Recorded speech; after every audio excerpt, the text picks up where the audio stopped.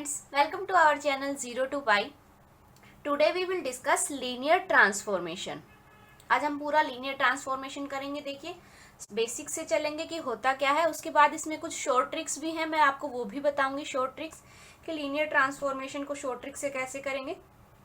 तो देखिए सबसे पहले आपको पता होना चाहिए लीनियर ट्रांसफॉर्मेशन होता क्या है, क्योंकि कभी कभी एग्जामिनर सिंपल वे में भी पूछ लेता है डेफिनेशन देके कि लीनियर ट्रांसफॉर्मेशन के लिए कौन सी कंडीशन होती है. ठीक है, तो इसलिए लीनियर ट्रांसफॉर्मेशन की डेफिनेशन पता होनी चाहिए. देखो, if u and v are vector space, u और v क्या है, दोनों वेक्टर स्पेस हैं और किस फील्ड पे हैं, फील्ड ये गिवन होता है फील्ड f पे, u and v are vector space over the same field, then a transformation, transformation या फिर मैपिंग भी बोल सकते हो.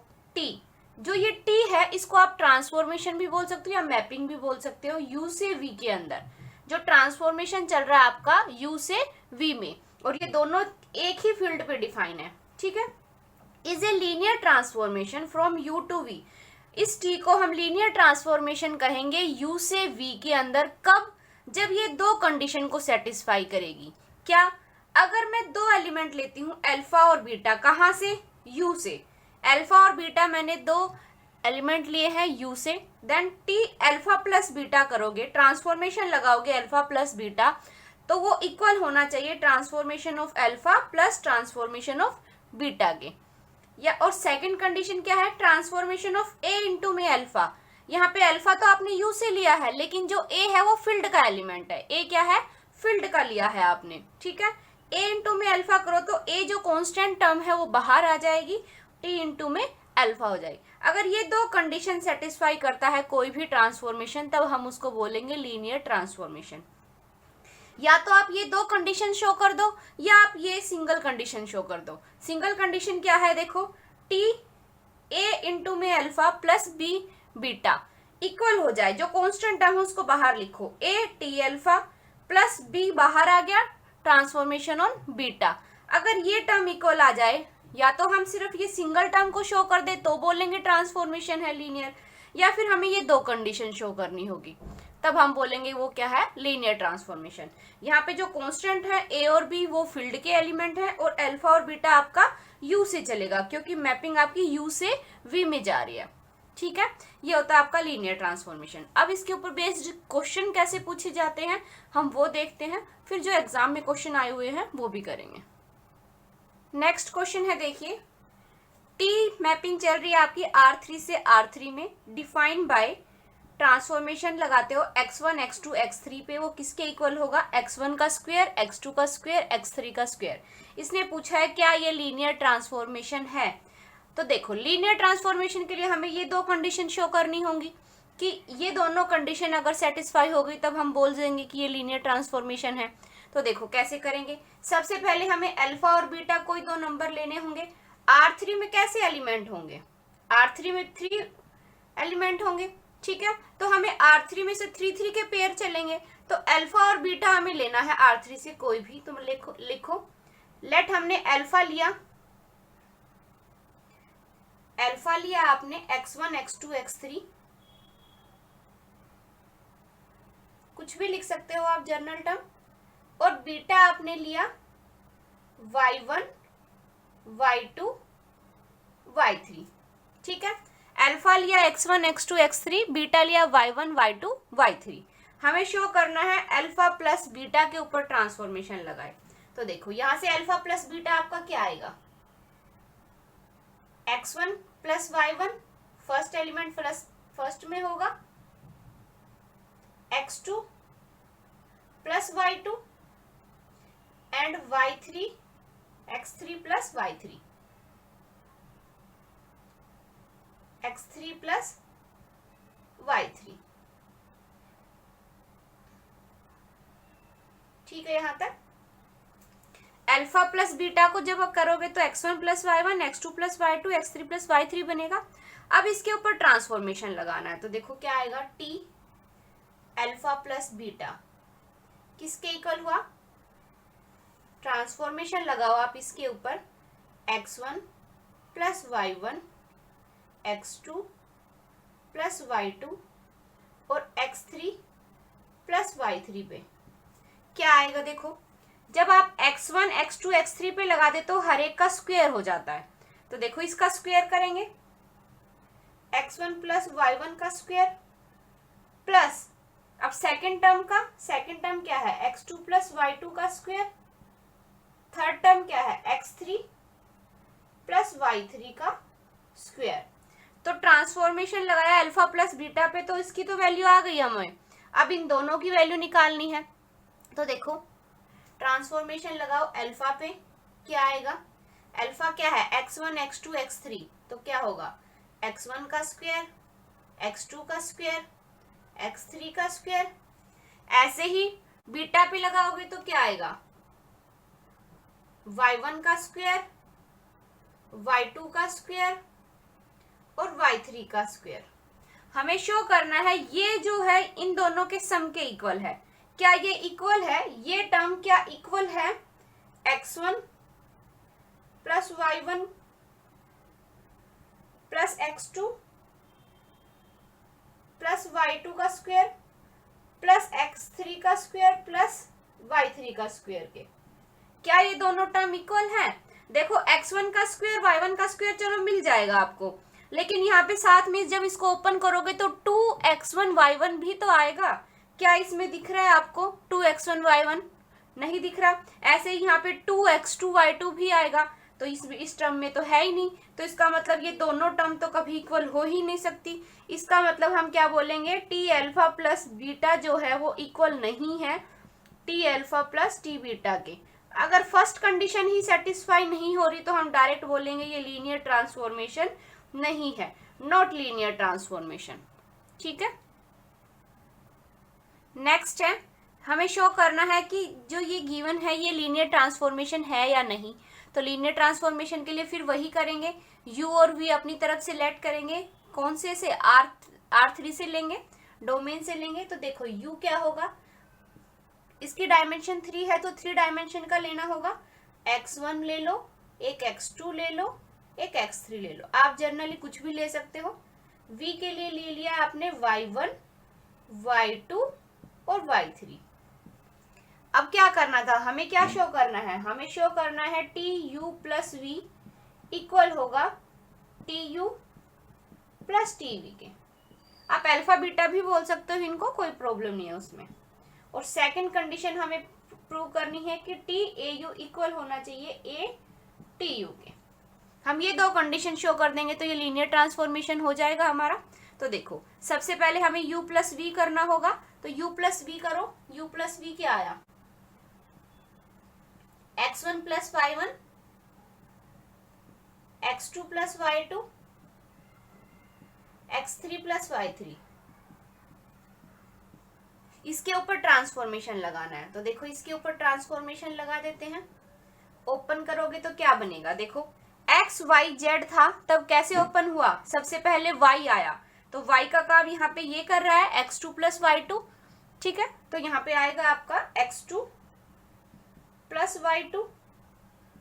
सेकंड है माइनस का x, मतलब जो फर्स्ट है वो, तो फर्स्ट क्या है माइनस का x1 प्लस y1। नेक्स्ट है माइनस का z, जो z वाली टर्म है उसके साथ माइनस, तो मतलब माइनस का x3 प्लस y3। ये तो हो गया हमें। अब हमें टी यू चाहिए और टी ट्रांसफॉर्मेशन ऑन v चाहिए।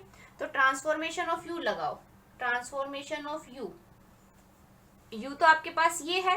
तो देखो y, सबसे पहले y वाली टर्म मतलब x2, उसके बाद माइनस का x1 और फिर माइनस का z है तो z की जगह पे x3 है तो माइनस का x3। सिमिलरली टी वी निकालो, y2 माइनस का y1 और माइनस का y3। इन दोनों का सम करो, क्या आया, इन दोनों का सम ही करना है ना हमें।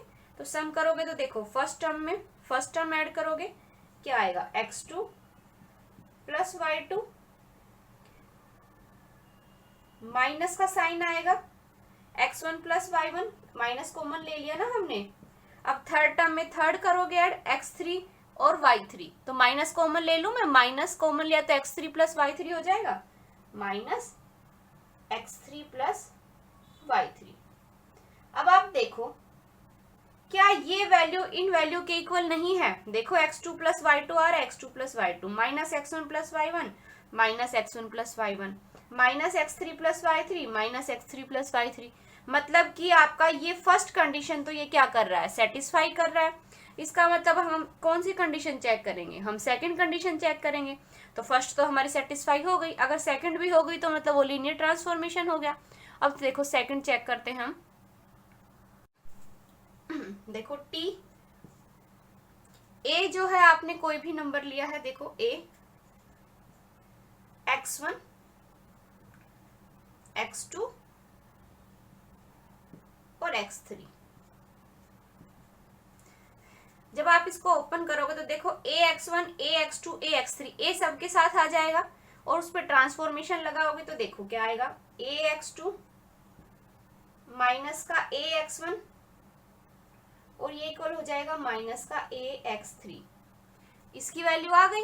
अब a वाले की निकालो, a transformation of u, u मतलब x1 x2 x3। तो a लिया आपने, x1 x2 x3 पे लगाओ ट्रांसफॉर्मेशन, x1 x2 x1 और माइनस का x3।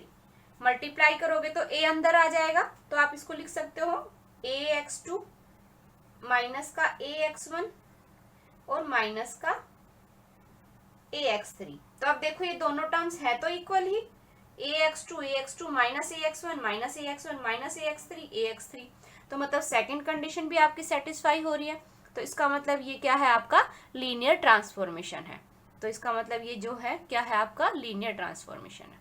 ठीक है, देखिए अब हम देखते हैं शॉर्टकट मेथड से हम कैसे बताएं कि कोई लीनियर ट्रांसफॉर्मेशन नहीं है, नॉट लीनियर ट्रांसफॉर्मेशन।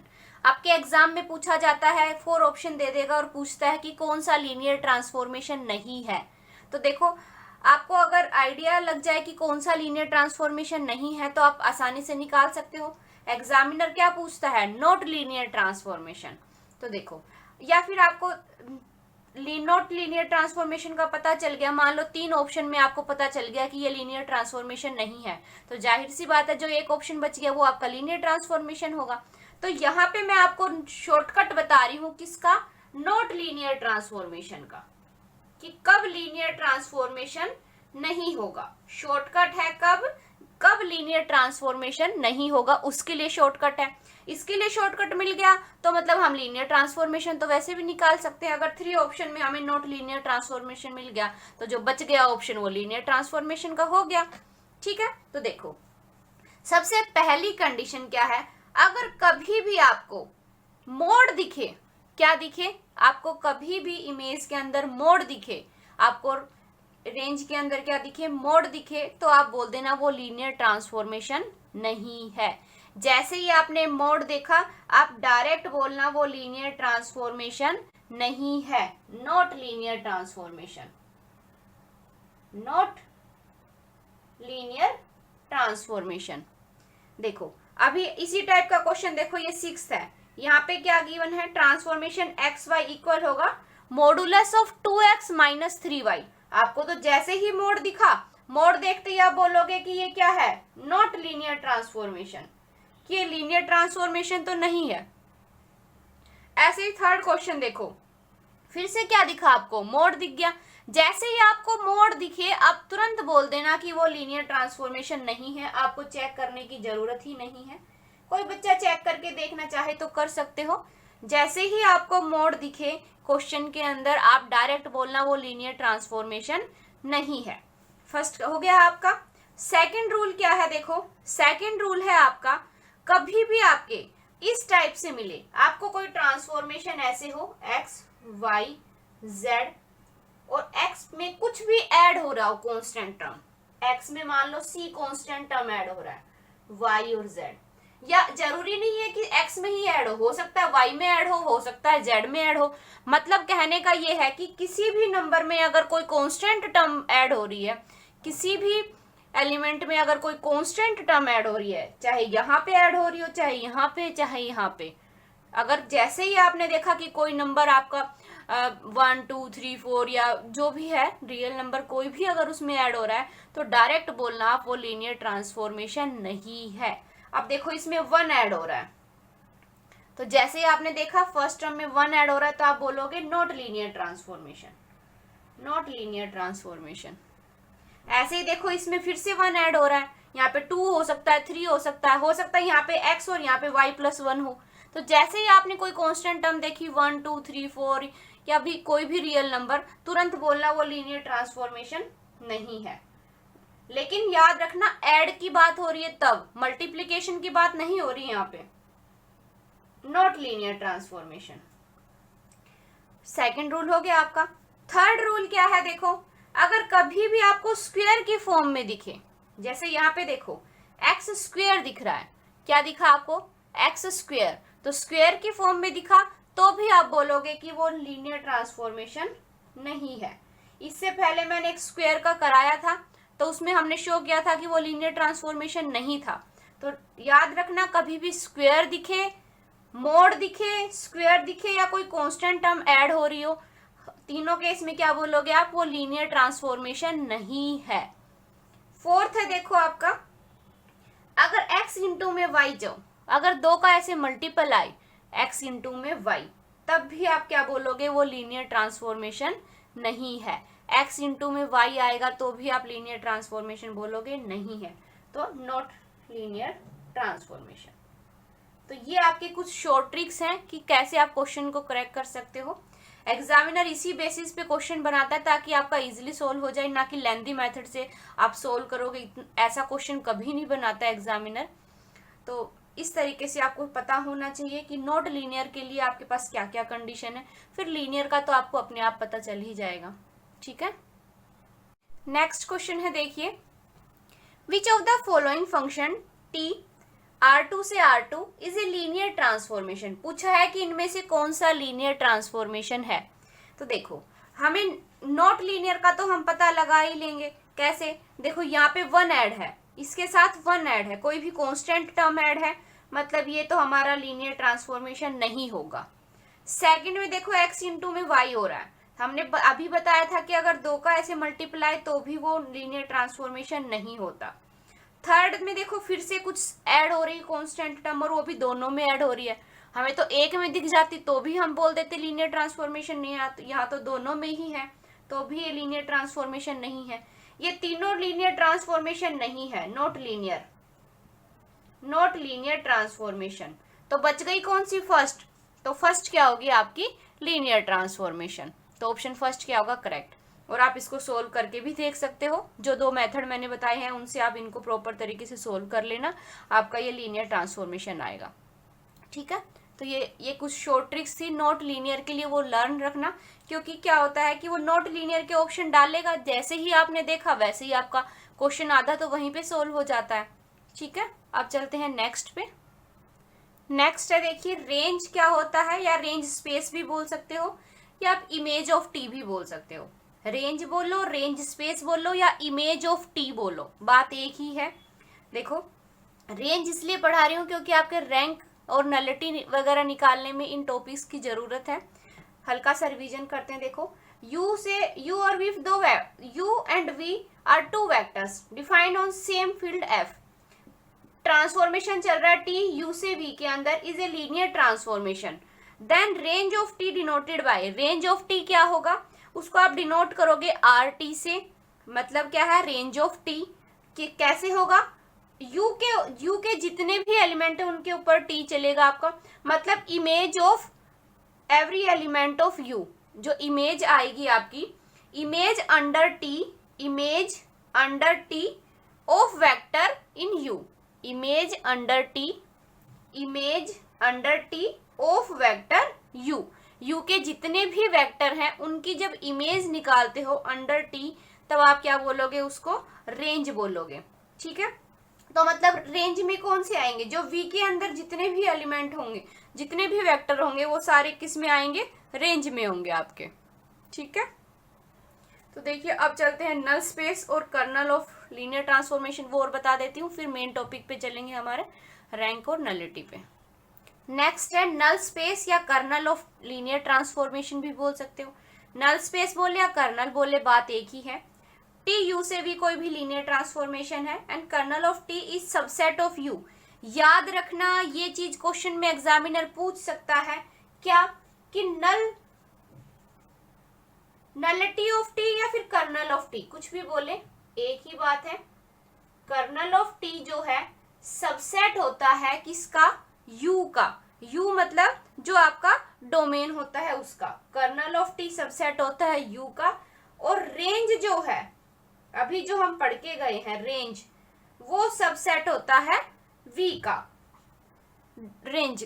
ठीक है, तो ये दोनों चीजें याद रखना, एग्जामिनर घुमा के पूछ भी ले आपको तो पता होना चाहिए। कर्नल ऑफ टी सबसेट होगा जो डोमेन आपको गिवन है उसका, और रेंज ऑफ टी किसका होगा, जो आपके पास कोडोमेन है उसका।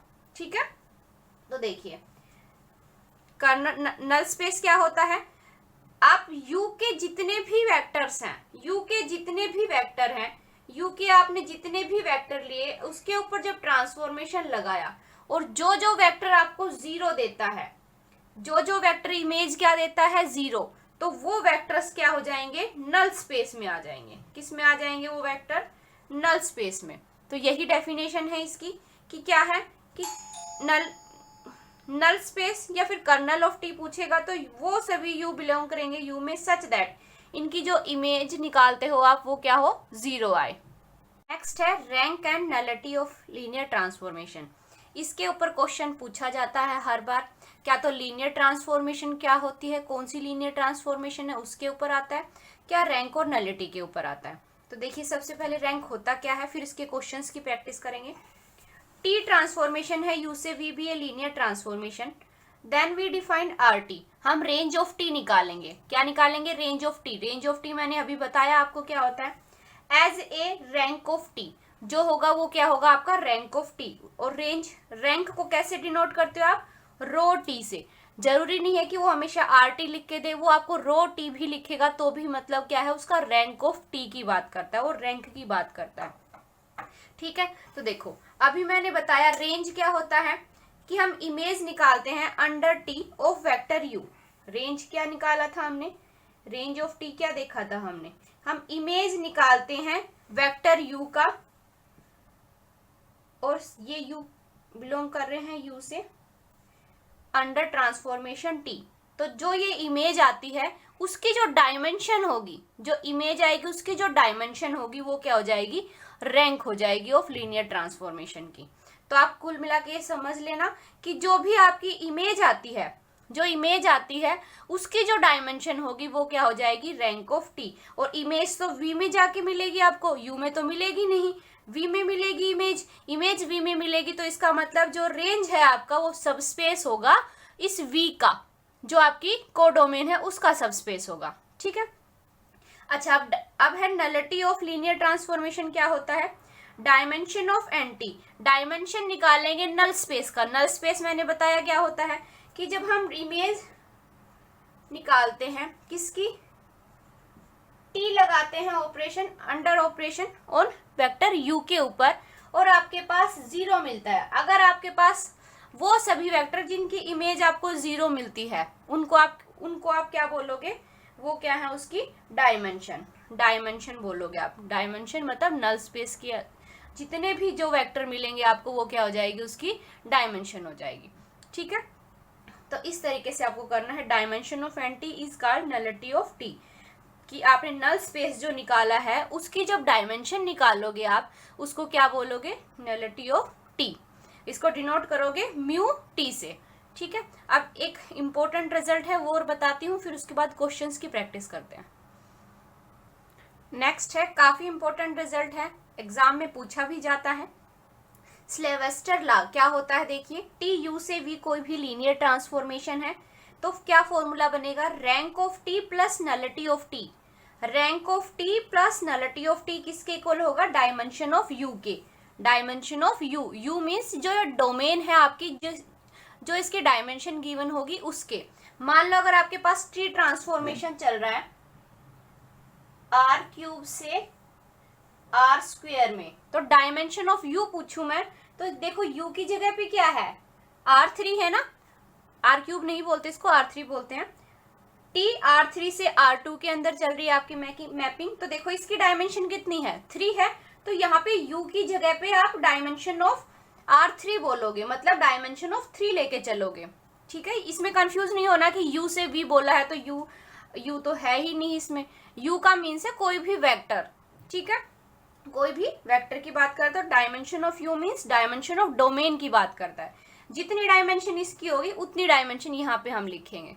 तो ये फॉर्मूला याद रखना, rank of T plus nullity of T equal होगा डायमेंशन ऑफ यू के। या फिर आप इसको सिंबल में रिप्रेजेंट करोगे तो कैसे, रैंक ऑफ टी को तो हम रो टी लिखते हैं, नलिटी ऑफ टी को mu T and dimension of U as it is. या फिर आप ऐसे भी लिख सकते हो, देखो dimension of R T plus dimension of mu T is equal to में डायमेंशन ऑफ यू। बात एक ही है, चाहे वो कोई भी रिप्रेजेंटेशन दे, बात एक ही है, उसमें कंफ्यूज नहीं होना। अब चलते हैं इसके ऊपर बेस्ड क्वेश्चन की प्रैक्टिस करते हैं, उससे ज्यादा क्लियर होगा कि इन सब चीजों में पूछ क्या रहा है और क्या निकालना है और कैसे निकालना है। क्वेश्चन है देखिए, इफ टी ट्रांसफॉर्मेशन है R4 से R3 में, फील्ड आपका चल रहा है R, is a linear transformation given by, कैसे है, टी W(x,y,z) ट्रांसफॉर्मेशन लगाते हो इनके ऊपर तो क्या आया आपको, W + x 3y + 4z and 2w + 2x + 6y + 8, then rank of T पूछा है क्या होगा। देखो मैंने बोला था रैंक ऑफ टी का मतलब क्या है कि आपको जो इमेज है उसकी डायमेंशन निकालनी है। अगर जो इमेज है उसकी डायमेंशन निकल गई आपके पास तो रैंक ऑफ टी आ जाएगा, dimension of rank of T या फिर डायमेंशन ऑफ आर टी या रैंक ऑफ टी, बात एक ही है। ठीक है, मतलब हमें इस इमेज की जो है निकालनी है कि डायमेंशन कितनी है। तो इस इमेज की डायमेंशन निकालने के लिए हम क्या करेंगे, इसको मैट्रिक्स की फॉर्म में लिखेंगे। तो चलो मैट्रिक्स की फॉर्म में लिखो। रैंक ऑफ टी निकालने के लिए हमेशा देखना इमेज की, इमेज को क्या करना, मैट्रिक्स की फॉर्म में लिखना। देखो W x की जगह पे 1 और y और z का नहीं है तो 0 0। ऐसे ही देखो अब यहाँ पे इसके पास ना W है ना x है, तो W और x की जगह पे तो 0 0 आ गया, y की जगह पे 3 और z की जगह पे 4। अब देखो W की जगह पे 2, x के साथ क्या है 2, y के साथ 6 और अब इसके साथ 8।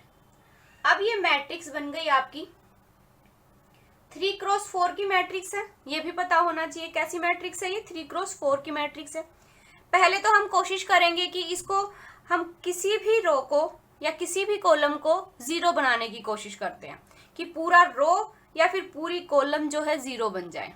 देखो, और एक चीज याद रखना, जब आपके पास m×n की मैट्रिक्स होती है, जब आपके पास m×n की मैट्रिक्स होती है तो जो छोटा नंबर होगा m या n में जो छोटा होगा, डायमेंशन जो है उसकी, या वो जो छोटा नंबर होगा, मान लो m छोटा है तो डायमेंशन या तो m होगी या m से लेस होगी। जो डायमेंशन निकलेगी, जो उसका रैंक होगी जो उसकी, वो तो या तो m होगी या m से छोटी होगी।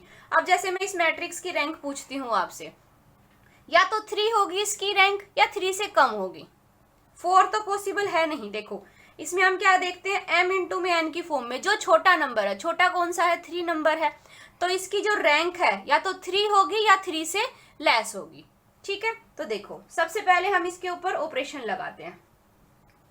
क्या मैं कर सकती हूँ, R3 में से माइनस कर दूं 2R1, R3 में से माइनस कर दूं 2R1। हमारा एक्लन फॉर्म क्या कहता है, यहाँ पे 0 0 बनाओ, ये तो 0 है ऑलरेडी, तो यहाँ पे 0 बनाना होगा।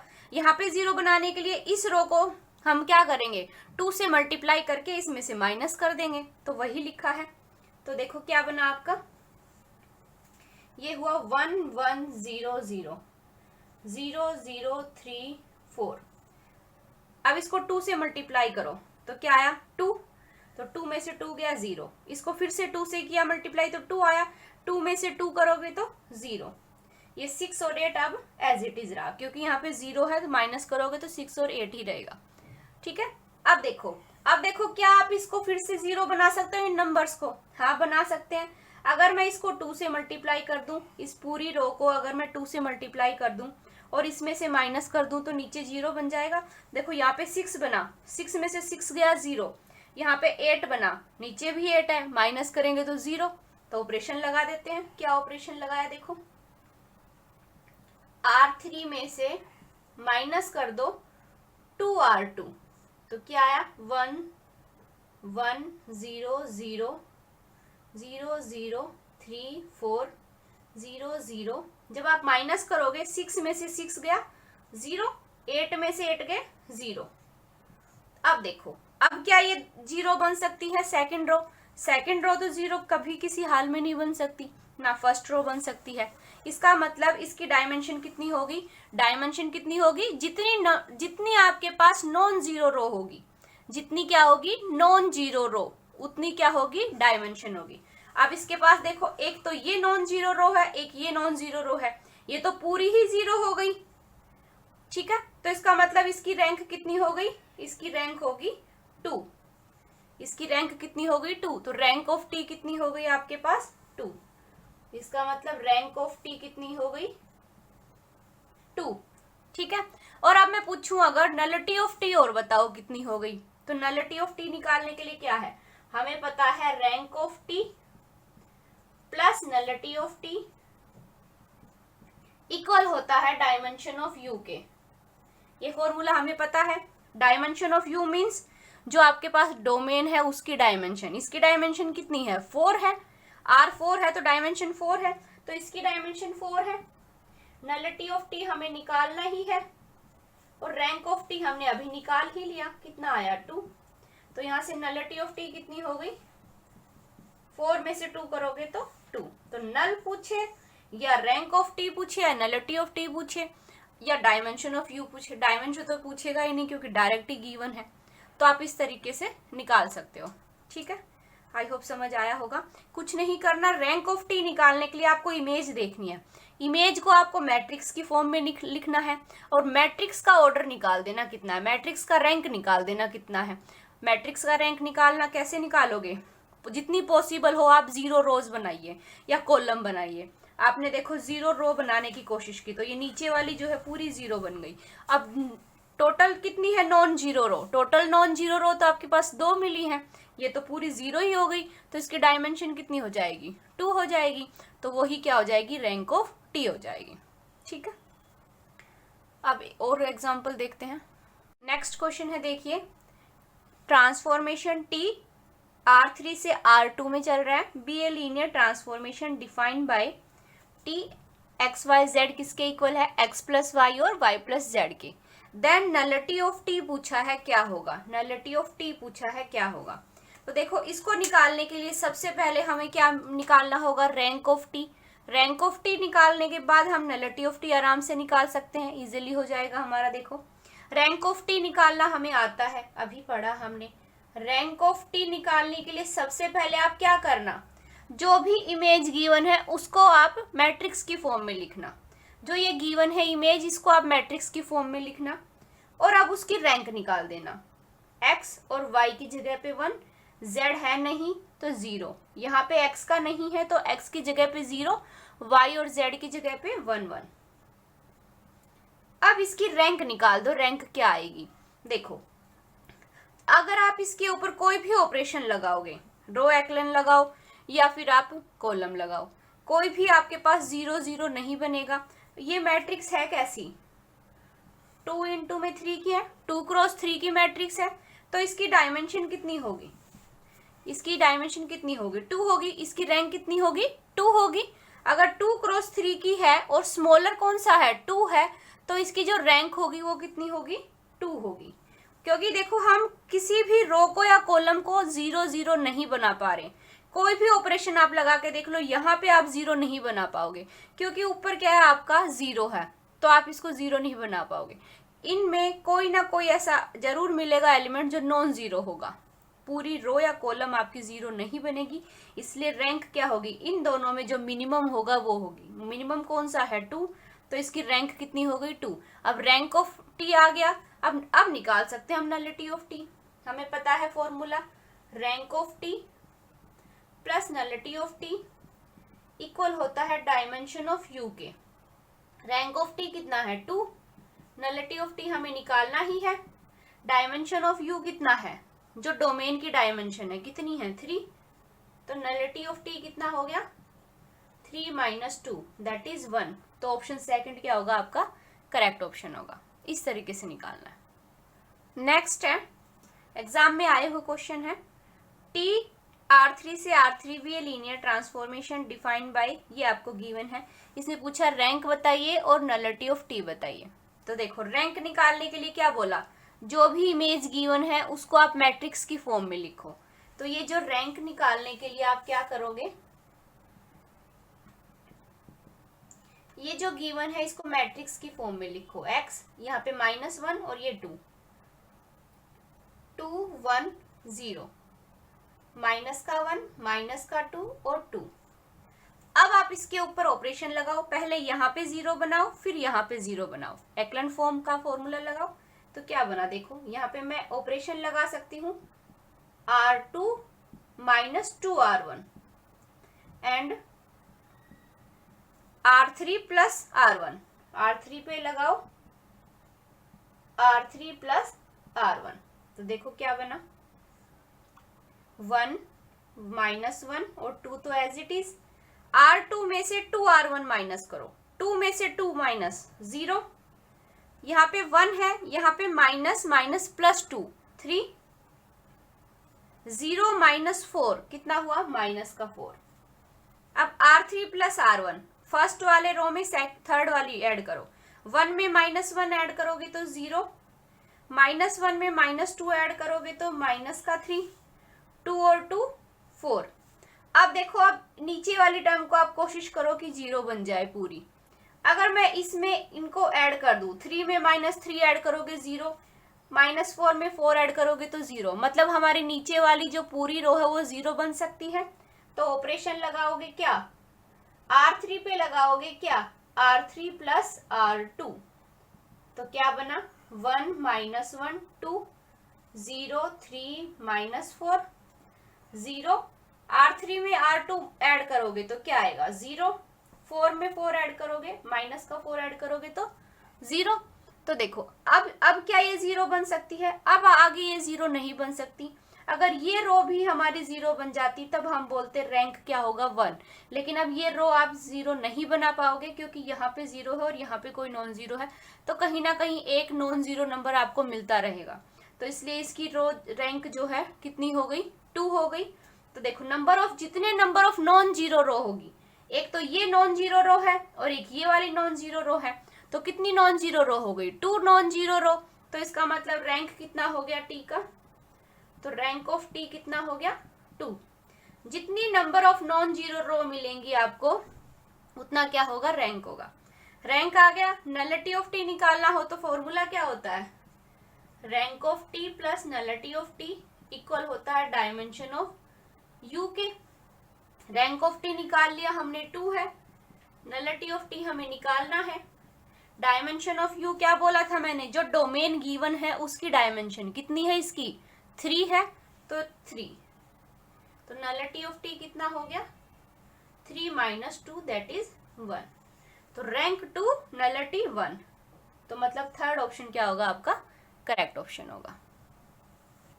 नेक्स्ट क्वेश्चन है टी R3 से R3 में चल रहा है, be a linear transformation defined by T x y किसके इक्वल है x plus y x minus y और y के, देन रैंक ऑफ टी निकालनी है क्या होगी। तो देखो सबसे पहले हमें रैंक ऑफ टी निकालने के लिए हमें पता है हमें इमेज को मैट्रिक्स की फॉर्म में लिखना होगा। तो रैंक ऑफ टी निकालने के लिए इमेज को मैट्रिक्स की फॉर्म में लिखिए,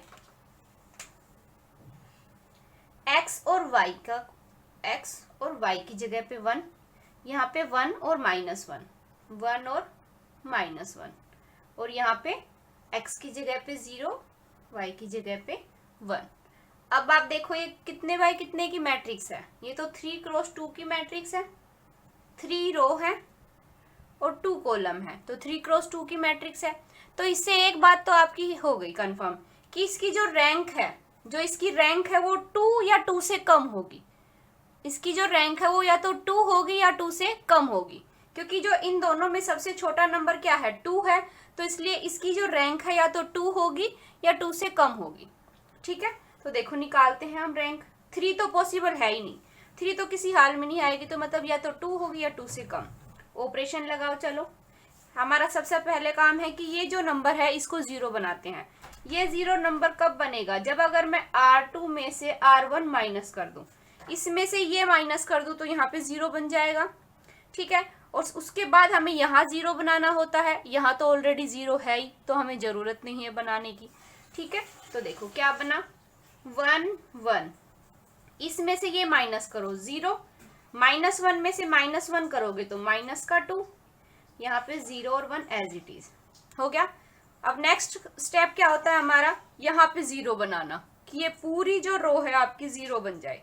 ये पूरी रो 0 बन सकती है अगर मैं इस पूरी को 2 से मल्टीप्लाई करके इसमें ऐड कर दूं। तो देखो -2 + 2 कितना हो जाएगा, 0, मतलब ये बन सकती है। तो लगाओ ऑपरेशन। R3 पे लगाना है हमें R3 2R3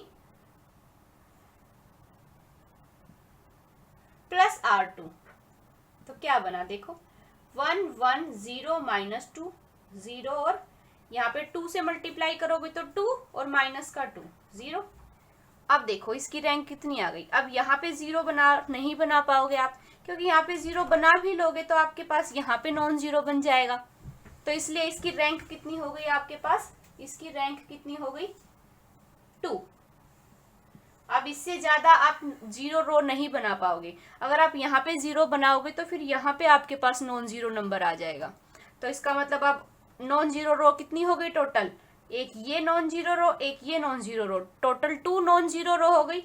2 नॉन 0 रो है तो रैंक ऑफ टी कितनी हो गई, 2 हो गई। ठीक है, ऐसे ही अगर मैं नलिटी ऑफ टी पूछूं, इसमें नलिटी ऑफ टी क्या होगा, तो क्या होगा, डायमेंशन ऑफ यू में से माइनस कर दोगे रैंक ऑफ टी। डायमेंशन कितनी है, 3, उसमें से माइनस कर दो 2, तो नलिटी की कितनी हो गई, 1। ठीक है, नलिटी ऑफ टी कितना हो गया, 1 हो गया। Rank of T, nullity of T तो आप निकाल ही लोगे। फिर भी किसी को कोई डाउट हो तो मुझे कमेंट बॉक्स में कमेंट करके बता देना। 1-2 क्वेश्चन और बताती हूँ, फिर उसके बाद चलते हैं नेक्स्ट स्टेप पे। 2 क्वेश्चन और हैं जो इम्पोर्टेंट है, जो एग्जाम में पूछे गए हैं, बस वो और बताते हैं, फिर नेक्स्ट कंसेप्ट पे चलते हैं।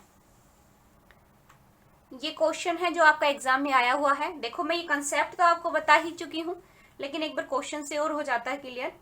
इफ टी यू से V be a linear transformation, then kernel of T क्या है, कर्नल ऑफ टी पूछा है, या फिर नलिटी ऑफ टी भी बोल सकता है।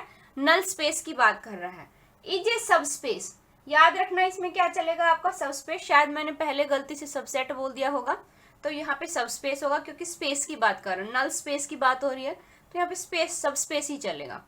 ऑफ यू का, वी का, यू बाय वी या यू इंटरसेक्शन वी का। इसने पूछा है जो कर्नल ऑफ टी है वो किसका सबस्पेस है, कर्नल ऑफ टी किसका सबस्पेस है। तो देखो मैंने बताया था कर्नल ऑफ टी किसका सबस्पेस होगा, जो आपके पास डोमेन है उसका। यहाँ पे डोमेन क्या है आपके पास, U, तो कर्नल ऑफ टी सबस्पेस होगा U का। कर्नल ऑफ टी सबस्पेस होगा U का, क्योंकि कर्नल ऑफ टी में हम वही तो एलिमेंट निकालते हैं जिनकी इमेज क्या हो, 0। हम उन्हीं एलिमेंट को लेते हैं जिनकी इमेज क्या आती है, 0। तो उन्हीं को लेते हैं हम वेक्टर्स को जिनकी इमेज क्या आती है, 0। एलिमेंट नहीं, जो उन्हीं वेक्टर्स को लेते हैं जिनकी इमेज क्या आती है, 0। तो इसलिए यहाँ पे कौन से वेक्टर, U से ही तो लेंगे हम, U से लेंगे, तो इसका मतलब क्या हो जाएगा आपका, फर्स्ट ऑप्शन क्या होगा, करेक्ट होगा। तो याद रखना कर्नल ऑफ टी क्या सबस्पेस पूछे तब U की बात आएगी, लेकिन अगर वो रेंज ऑफ टी की बात करेगा तो हम V की बात करेंगे, हम कोडोमेन की बात करेंगे, तो यहाँ पे V आएगा। ठीक है, इन दोनों में डिफरेंस याद रखना, क्वेश्चन कुछ भी पूछ सकता है एग्जामिनर। अब है इन्वर्टिबल लीनियर ट्रांसफॉर्मेशन, इसके ऊपर कभी कभी क्वेश्चन पूछ लेता है। इन्वर्टिबल लीनियर ट्रांसफॉर्मेशन क्या होता है, a linear transformation T U से V is said to be invertible transformation if it is 1-1 हो और ऑन टू हो। ये 1-1 भी और ऑन टू भी हो, तब उसको हम क्या बोलेंगे, इन्वर्टिबल ट्रांसफॉर्मेशन। टी इनवर्स कैसे चलेगा, V से U में चलेगा। लीनियर ट्रांसफॉर्मेशन तो U से V में चलेगा, लेकिन जो इसका इनवर्स होगा वो V से U में चलेगा। सच दैट T इनवर्स करेंगे V पे, क्या होगा, वो U के इक्वल होगा if and only if T you किसके इक्वल होगा, वी के इक्वल होगा। ट्रांसफॉर्मेशन ऑफ यू किसके इक्वल आएगा, जब वी के इक्वल आएगा वेक्टर वी के, तब। ठीक है, जैसे क्वेश्चन है उससे ज्यादा क्लियर होगा। T is a linear transformation on V3R defined by, transformation लिया ए बी सी का, तो किसके इक्वल आया, 3a a minus B 2a plus B plus C के, for all A B C belongs to V3। तो हमें बताना है टी इनवर्स क्या होगा। मान लो हम इनवर्स निकाल रहे हैं किसी भी नंबर एक्स वाई जेड का, ले सकते हो पी क्यू आर का, ले सकते हो कुछ भी ले लो आप अपनी तरफ से। मान लो हम टी इनवर्स निकाल रहे हैं पी क्यू आर का, तो देखो T inverse P Q are का निकालेंगे तो इधर कैसे हैं, ए बी सी है, तो वो ए बी सी के इक्वल होगा, ए बी सी के। तो इस टी इनवर्स को इधर लेके आएंगे तो यहाँ पे हम कर सकते हैं पी क्यू आर इक्वल होगा transformation of A B C के, पी क्यू आर इक्वल होगा transformation of A B C के। देखो अब हमें इसकी वैल्यू तो पता है क्या है, इसकी वैल्यू क्या है, ये वैल्यू है, तो इसकी वैल्यू ये पुट करेंगे। देखो 3a a minus B 2a plus B plus C, और ये इक्वल किसके आ रहा है, पी क्यू आर के। तो यहां से p किसके इक्वल हो गया, 3a के, q किसके इक्वल हो गया, a माइनस बी के, और r किसके इक्वल हो गया, 2a plus B plus C के। ठीक है, तो देखो हमें ए बी सी की वैल्यू निकालनी है, क्या होगी, तो देखो यहां से a की वैल्यू क्या आएगी, p/3, a की वैल्यू क्या आ गई, p/3, a की वैल्यू p/3 है, तो यहां से आप b की वैल्यू निकाल सकते हो। b क्या आया, देखो a की जगह पे p/3 पुट करो, और ये q इधर आ जाएगा, तो माइनस q, a की आ गई b की आ गई, ऐसे ही आप c की निकाल लो। c की वैल्यू क्या आ जाएगी, r में से माइनस करेंगे 2a, 2a की वैल्यू क्या है, p/3, 2p/3, माइनस करो b, मतलब p/3 प्लस q, ये c की वैल्यू आ गई। a b c की वैल्यू तो ही निकालनी थी हमें, यहाँ पे क्या वैल्यू आई, t inverse p q r की क्या value I, a b c के इक्वल आई, तो a b c की वैल्यू निकाल ली हमने, ये क्या हो जाएगी, इसकी इनवर्स इमेज हो जाएगी। इस तरीके से क्वेश्चन को सोल्व करना है। तो आप इसका आंसर लिखोगे तो कैसे लिखोगे, देखो आंसर लिखोगे तो कैसे लिखोगे, T inverse P Q R equal होगा, पी क्यू आर किसके इक्वल होगा, p/3, a की जगह पे p/3 है, b की क्या वैल्यू है, p/3 माइनस q, और c की वैल्यू क्या है, r माइनस 2p और p माइनस 3p/3, मतलब माइनस का p प्लस q, ये क्या हो जाएगी, इसकी इनवर्स इमेज हो जाएगी। तो देखो डायरेक्ट बताती हूँ, इन चीजों में नहीं अगर वो ना, जो भी ये इमेज गिवन है इसको किसी पी क्यू आर या एक्स वाई जेड के इक्वल पुट कर लो, और यहाँ से ये जो वेरिएबल गिवन है यहाँ पे ए बी सी वेरिएबल है, इनकी आप वैल्यू निकाल लो क्या आती है, उनको उसके इक्वल पुट करके। जैसे अभी हमने यहाँ पे यही तो किया था, 3a को देखो p के इक्वल पुट कर लिया, a माइनस बी को हमने q के इक्वल पुट कर लिया, ये जो थर्ड टर्म है उसको r के इक्वल पुट कर लिया, और यहाँ से हमने a b और c की वैल्यू निकाल ली। ठीक है, तो आपको इस तरीके से निकालनी है। यहाँ पे अगर गिवन होता पी क्यू आर तो चलो ठीक है, नहीं गिवन है तो हमने लेट कर लिया पी क्यू आर की, हम इनवर्स इमेज निकाल रहे हैं। ठीक है, और फिर हमें सोल्व करना है। नेक्स्ट क्वेश्चन देखिए, टी आपका चल रहा है R2 से R2 में, is a linear transformation and it is defined by T x y किसके इक्वल है, y और 2x माइनस वाई के, देन टी इनवर्स ए भी निकालना है, किसके इक्वल होगा।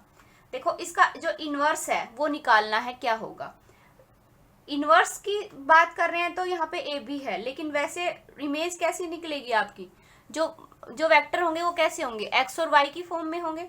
तो देखो टी इनवर्स ए बी को, जो भी आपकी इनवर्स वाली वैल्यू है ए और बी, इसको आप जो ये वैल्यू गिवन होती है उसके इक्वल पुट कर लीजिए। मैं वैसे बता रही हूँ आपको लर्न करने का तरीका, ठीक है, कहीं फिर बोलो कि ऐसे कैसे बोला आपने, इसके इक्वल पुट कर लीजिए। जो इसका इनवर्स जो है उसको आप, जो ये डोमेन में आपको गिवन है एक्स और वाई, उनके इक्वल पुट कर लीजिए। यहाँ पे अगर जेड और डब्ल्यू गिवन होता तो जेड और डब्ल्यू के इक्वल पुट कर लेते हैं। ठीक है, यहाँ से इस इनवर्स को कर लेते हैं इधर, तो ए बी किसके इक्वल आया, टी ट्रांसफॉर्मेशन ऑन एक्स और वाई, ठीक है। अब इसकी वैल्यू हमें पता है क्या होगी, इसकी वैल्यू तो हमें पता है क्या है, y और 2x माइनस वाई, जो कि इक्वल है a और b के। हमें तो अब y की वैल्यू निकाल सकते हैं कंपेयर करके। यहां से y किसके इक्वल हुआ, a के इक्वल हुआ। यहां से 2x माइनस वाई किसके इक्वल हुआ, b के इक्वल हुआ। ठीक है, हमें यहां से देखो y की वैल्यू तो मिल गई, हम x की वैल्यू और निकाल ले तो हमारा काम बन जाएगा। x की वैल्यू क्या आएगी, देखो b plus y upon 2, that is x is equal to में b की जगह पे क्या पुट करेंगे, y की जगह पे क्या पुट करेंगे, a, तो b plus a by 2, x आ गया y आ गया, बात बन गई हमारी। t इनवर्स ए बी किसके इक्वल है, x और y के। तो देखो t इनवर्स ए बी किसके इक्वल है, x और y के था। x की वैल्यू क्या है, a प्लस बी बाई 2 और y की वैल्यू क्या है, a, मतलब फर्स्ट ऑप्शन क्या होगा आपका, करेक्ट ऑप्शन होगा। इस तरीके से क्वेश्चन सोल्व करना है। आई होप समझ आ गया होगा। आपके जितने मैंने स्टडी किया है आपका एग्जाम का, उसमें क्या तो आपको यह पूछता है कि लीनियर ट्रांसफॉर्मेशन है या नहीं, कौन सा लीनियर ट्रांसफॉर्मेशन है। एक तो इस पे बेसिक क्वेश्चन आते हैं, क्या रैंक और नलिटी पूछा जाता है कि रैंक क्या है, नलिटी ऑफ टी क्या है, क्या वो इन्वर्स पूछ सकता है। इसके अलावा अभी तक मैंने कोई क्वेश्चन नहीं देखे हैं और किसी टाइप के, लेकिन फिर भी किसी को लगता है कि इस टाइप का कंसेप्ट भी आपको बताना चाहिए था, इस टाइप के क्वेश्चन भी आते हैं, तो मुझे कमेंट बॉक्स में कमेंट करके बता देना, मैं उसके ऊपर आपको वीडियो प्रोवाइड करा दूंगी। सो फ्रेंड्स, आज के लिए बस इतना ही। आई होप आपको ये सेशन अच्छा लगा होगा और समझ भी आया होगा। ठीक है, एक जगह पे मैंने सेट की जगह, सबस्पेस की जगह पे सेट बोल दिया है, तो आप उसको करेक्ट कर लेना। सो फ्रेंड्स, आज के लिए बस इतना ही। नेक्स्ट वीडियो में फिर मिलेंगे, हम वेक्टर स्पेस करेंगे। अगर आपको ये वीडियो अच्छी लगी है तो please like, subscribe and share with your friends, and thank you for watching my video.